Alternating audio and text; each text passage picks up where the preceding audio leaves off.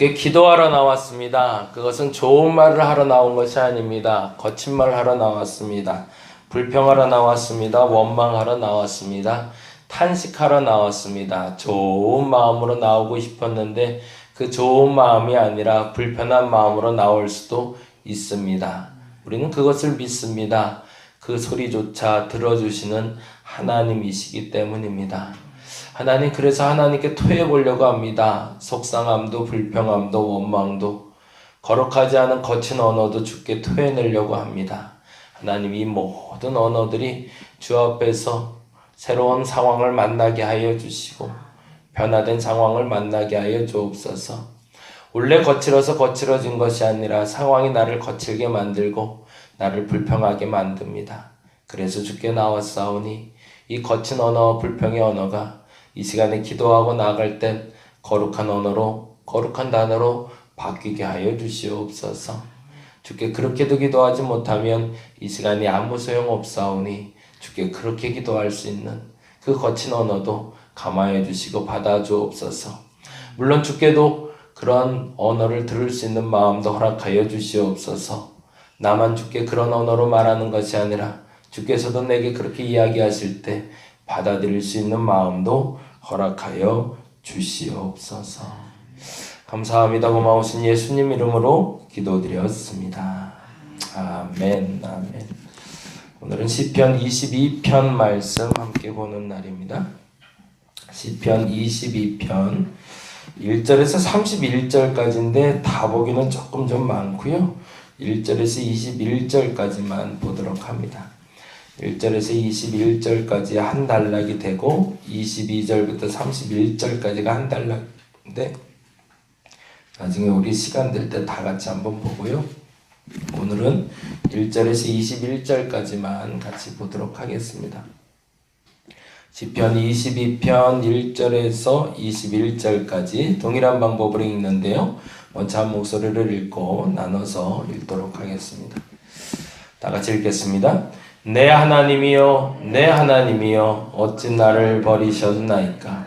어찌 나를 멀리하여 돕지 아니하시오며 내 신음소리를 듣지 아니하시나이까?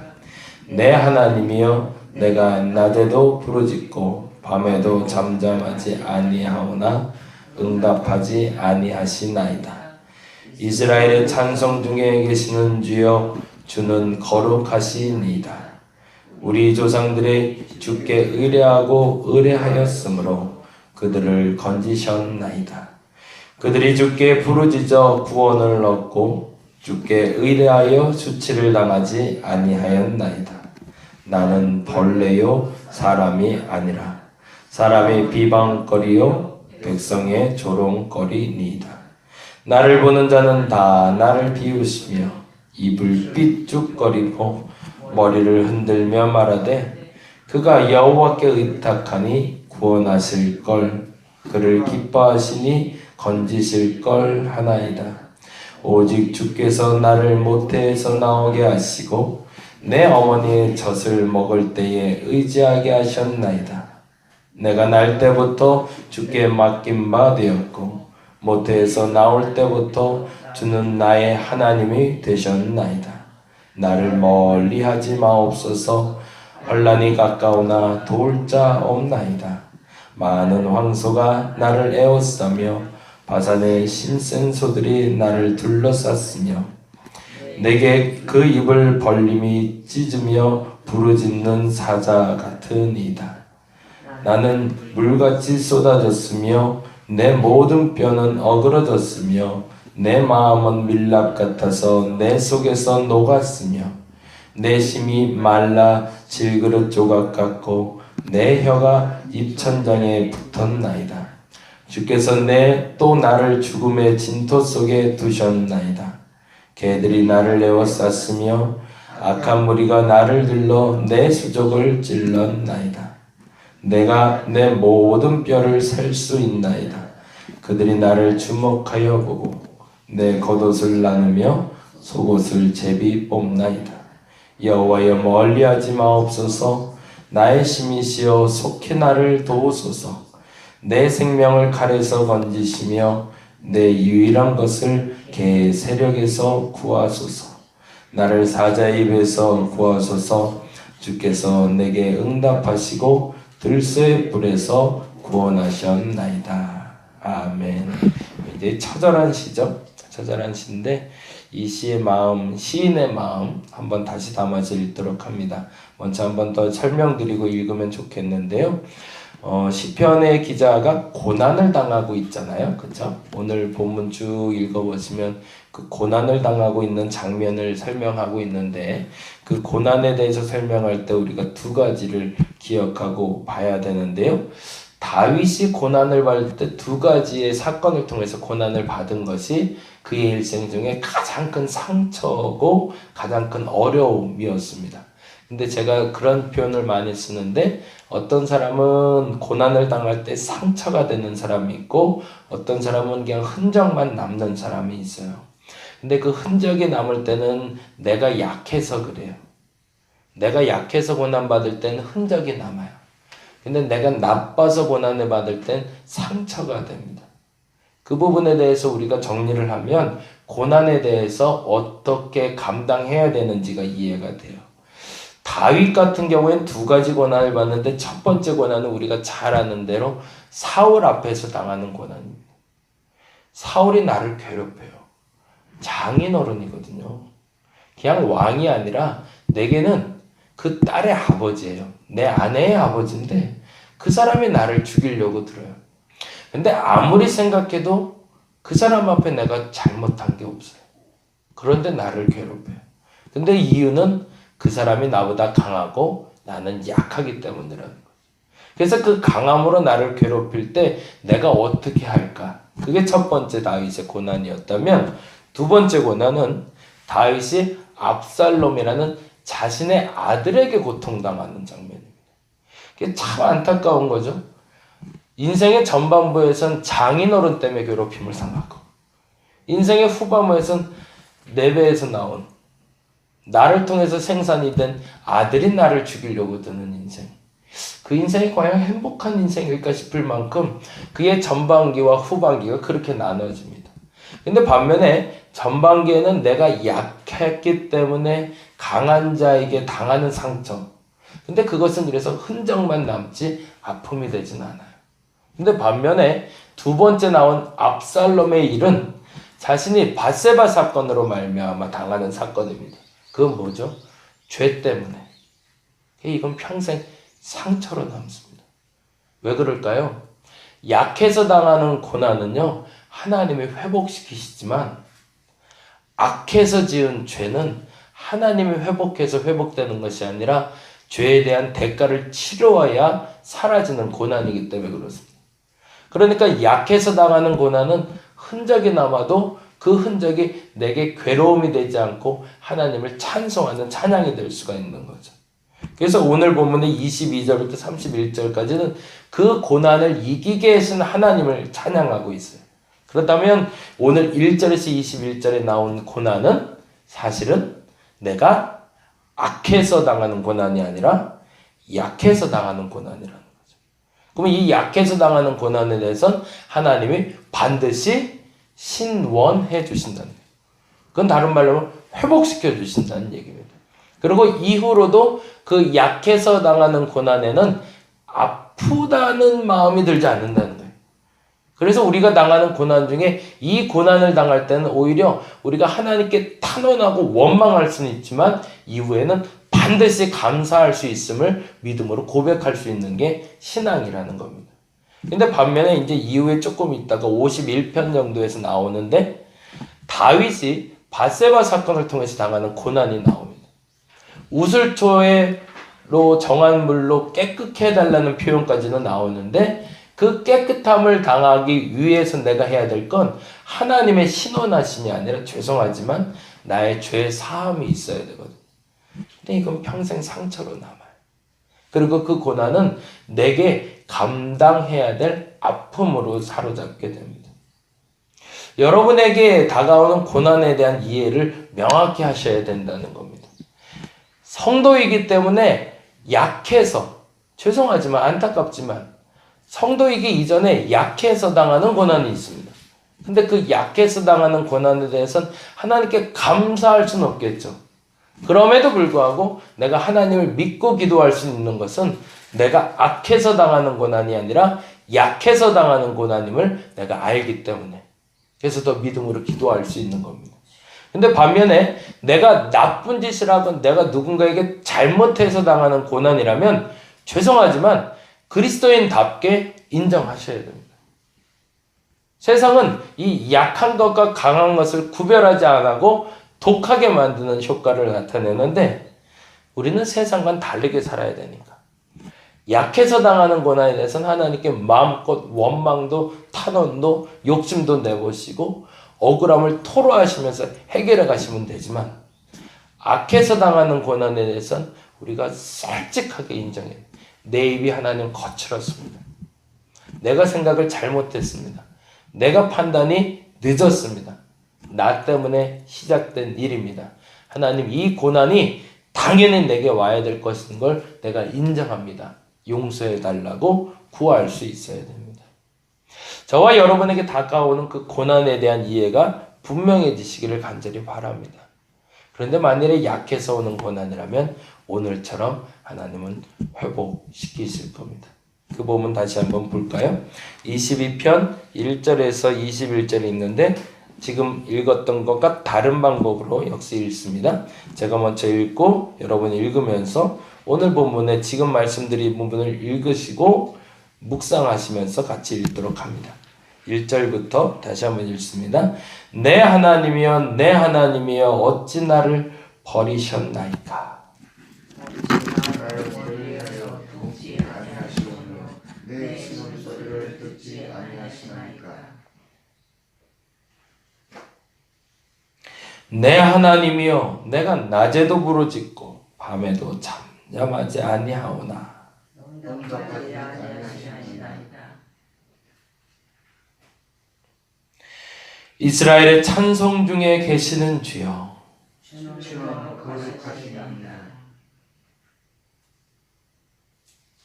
우리 조상들이 주께 의뢰하고 의뢰하였으므로 그들을 구원하시나이다.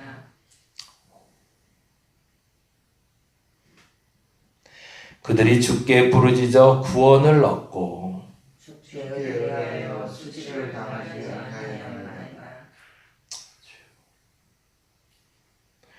나는 벌레요 사람이 아니라 사람의 비방거리요 백성을 조롱거리고 있나이다. 나를 보는 자는 다 나를 비웃으며 입술을 찌푸리고 머리를 흔들며 말하되 그가 여호와께 의탁하니 구원하실 걸. 그를 기뻐하시니 건지실 것을 아니라. 오직 주께서 나를 모태에서 나오게 하시고 내 어머니의 젖을 먹을 때 의지하게 하셨나이다. 아멘. 내가 날 때부터 주께 맡긴 바 되었고 모태에서 나올 때부터 주는 나의 하나님이셨나이다. 나를 멀리하지 마옵소서. 환난이 가까우나 도울 자 없나이다. 많은 황소가 나를 에워싸며 가사산의 짐승소들이 나를 둘러쌌으며 내 입이 그 입의 벌림에 찢으며 부르짖는 사자 같으니이다. 나는 물같이 쏟아졌으며 내 모든 뼈는 어그러졌으며 내 마음은 불락 같아서 내 속에서 녹았으며 내 심이 말라 질그릇 조각 같고 내 혀가 입천장에 붙었나이다. 주께서 나를 죽음의 진도 속에 두셨나이다. 개들이 나를 에워쌌으며 악한 그가 나를 둘러 내 속을 찢어나이다. 내가 내 모든 뼈를 셀 수 있나이다. 그들이 나를 주목하여 보고 내 겉옷을 나누며 속옷을 찢어나이다. 여호와여 멀리하지 마옵소서. 나의 힘이여 속히 나를 도우소서. 내 생명을 칼에서 건지시며 내 유일한 것을 개의 세력에게서 구하소서. 나를 사자의 입에서 구하소서. 주께서 내게 응답하시고 돌소의 불에서 구원하셨나이다. 아멘. 그래서 오늘 이 22편의 본문은 다음과 같이 읽으시면서 그 상황을 조금 더 깊이 이해하시면 좋겠는데요. 다윗은 그래서 오늘 시에 대해서 이야기하면서 다음과 같은 이야기로 본인을 표현하고 자신을 대적하는 이에 대해서 후반부에 이렇게 표현하고 있는데 6절에 보면 이런 표현이 나오죠. 6절 같이 읽어볼까요? 나는 벌레요 사람이 아니라 사람의 비방거리요 백성의 조롱거리이다. 자신에 대해서 이 정도로 말할 정도로 얼마나 지금 자괴감에 빠져 있는지, 내가 벌레다, 벌어지만도 못하다. 우리말로 하면 구덕이라는 뜻입니다. 나는 구덕이다. 그런데 반면에 나를 괴롭히는 이들은 12절에 이렇게 되어 있습니다. 12절 같이 볼까요? 많은 황소가 나를 에워싸며 바산의 힘센 소들이 나를 둘러쌌으며. 그러니 이제 비교가 되는 거죠. 이건 약한 건가요? 악한 건가요? 약한 거죠. 그죠? 나는 벌레고 그들은 바산의 힘센 소니, 그 힘센 소들이 나를 짓눌러 밟게 되면 난 그 자리에서 죽는 거죠. 이게 벌레하고 힘센 소하고 싸움이 되겠냐는 거죠. 이런 상황에서 움직일 수 있는 건 나는 안 되고 하나님 움직이셔야 되지 않겠냐고 원망하며 탄식하는 겁니다. 그런데 참 재미난 표현이 18절인데요. 18절 말을 우리가 예수께서 십자가에 달려 돌아가시는 장면을 통해서 알고 있습니다. 근데 이 장면에 대한 주석책이 참 재밌었어요. 18절 같이 한번 읽어볼까요? 18절 읽어봅니다. 내 겉옷을 나누며 속옷을 제비 뽑나이다. 이 일이 십자가 사건에서 나타나는 일이잖아요. 십자가에 달려 돌아가시는 예수 앞에서 그 겉옷과 속옷을, 얼마나 수치스러워요. 달려있는 것도 수치스러운데 그 겉옷을 가져다가 그 속옷을 가져다가 야 이거 제비 뽑아서 이거 얼마 안 되니까 우리 제비 뽑아 나눠 갖자. 그러니까 잘라서 나눠 갖자는 게 아니라 얼마 안 되는 거니까 요거 나눠 갖자 이러고 있는 병사들의 히히덕거리는 소리를 밑에서 하는 소리를 들으면서 나는 매달려 있어야 되니 이 비참함은 이루 말할 수 없는데, 근데 거꾸로 말하자면 그놈들이 가져가 봐야 내 속옷과 겉옷밖에 안 된다는 거죠. 아무리 나를 조롱하고 나를 원망하고 비록 내가 가진 게 그 겉옷과 속옷밖에 없다 할지라도 그 인간들이 가져갈 수 있는 건 내 겉옷과 속옷밖에 없고. 그런데 그 다음 절이 중요하죠. 20절입니다. 20절 말씀 읽어볼까요? 내 생명을 칼에서 건지시며 내 유일한 것을 개의 세력에서 구하소서. 그런데 그들이 내 생명을 가져가지 못한다는 겁니다. 그것은 하나님이 갖고 계시는 거니까. 그리고 주께서는 3일 만에 부활하셨죠. 우리의 약함을 전적으로 맡기는 것이 무엇인가를 보여주는 게 십자가 사건입니다. 그것은 악한 것을 맡긴다는 것이 아닙니다. 사실은 내가 약하기 때문에 십자가에 달리는 겁니다. 그런데 그 약함이 십자가에 달려졌을 때 부활의 영광을 보게 하신다는 겁니다. 그럼 어떻게 될까요? 내 겉옷도 내주고 속옷도 다 내줘 버리는 거죠. 까짓 거. 벌거숭이로 그들 앞에 서는 것이 아니라 벌거숭이로 하나님 앞에 서는 겁니다. 그래서 오늘은 기도할 때 조금 거친 언어로 하셔도 좋을 것 같습니다. 조금 원망도 하시면 좋겠어요. 조금 불편한 언어도 나오셔도 상관없을 것 같습니다. 왜냐하면 그 언어를 주께서 바꾸어 주실 겁니다. 어떻게 하면? 내가 진짜 기도를 했다면. 그래서 그 기도가 내 거친 언어가 정화돼서 거룩한 언어로 바뀔 수 있도록 바꾸어 주실 것이고 내 상황을 바꾸어 주실 겁니다. 오늘 그 22편의 고백이, 그래서 그 회복의 고백이 오늘 저와 여러분의 고백이 되시기를 간절히 바랍니다. 기도하겠습니다. 혀가 거칠어질 수밖에 없는 상황을 만나게 됩니다. 억울합니다. 내가 당할 일이 아닌데 당했습니다. 근데 나는 약해서 변명도 못하겠습니다. 원망도 못하겠습니다. 속상함을 드러내지도 못하겠습니다. 그러니 어디서 이 속상함을 말하겠습니까? 주밖에 없습니다. 그래서 주님 앞에 원망합니다. 주님 앞에 억울함을 말합니다. 거친 언어도 나올 겁니다. 오늘은 좀 양해해 주시기 바랍니다. 그래야 내 마음이 좀 풀릴 것 같아 주 앞에 욕도 좀 해보려고 하고 주 앞에 원망도 해보려고 합니다. 그래야 속이 좀 풀릴 것 같으니 주님 양해하시고 들어주시기 바랍니다. 그럼에도 불구하고 나의 약함으로 일어난 이 일이 이제는 주님의 강함으로 회복되게 하여 주시옵소서. 그 거친 말을 하며 나를 괴롭혔던 이들이 주 앞에서 정죄받게 하시고 변화받게 하시고 새로워지게 하여 주시며 또한 이 부족한 사람이 하나님 앞에 악한 말과 약한 말을 해왔다면 그조차도 주께서 사라지게 하시고 우리의 내면 속에 있는 악함과 약함이 이제는 변화되게 하여 주시옵소서. 그 일을 위해서 이 자리에 나왔사오니 오늘 이제 기도하고자 합니다.